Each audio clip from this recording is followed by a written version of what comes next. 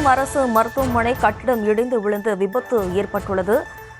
இது தொடர்பான கூடுதல் விவரங்களோடு இணைகிறார் நமது செய்தியாளர் சதாம். வணக்கம் சதாம். கட்டிடமானது தற்போது இடிந்து விழுந்துள்ளது, இதற்கான காரணம் என்ன? விவரம்.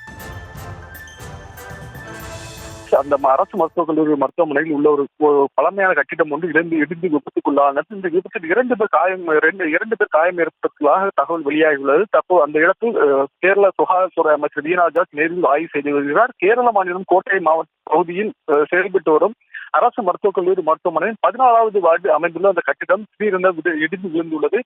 ஏற்கனவே இந்த கட்டணம் பழமையான நிலையில் காணப்பட்ட நிலையில் அப்பகுதியில் நோயாளிகள் அனுமதிக்கப்படவில்லை என கூற உள்நோயாளிகள் இருக்கும் நபர்கள் சென்று வரும் பகுதியாக காணப்பட்ட நிலையில் இன்று திடீரென கட்டிடம் இடிந்து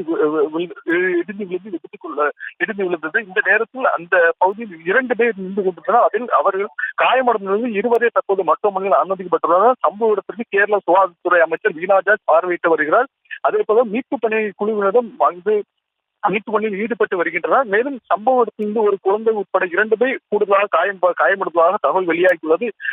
அந்த பகுதியில் பலத்த சத்தத்துடன் இந்த கட்டிடம் இருந்து விபத்துக்குள்ளானதாக அப்பகுதி அங்கு நின்ற நோயாளிகள் கூறியுள்ளனர்.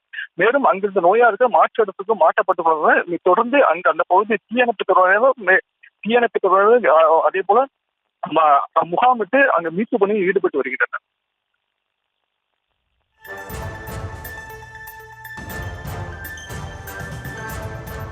விவரங்களுக்கு நன்றி சதா.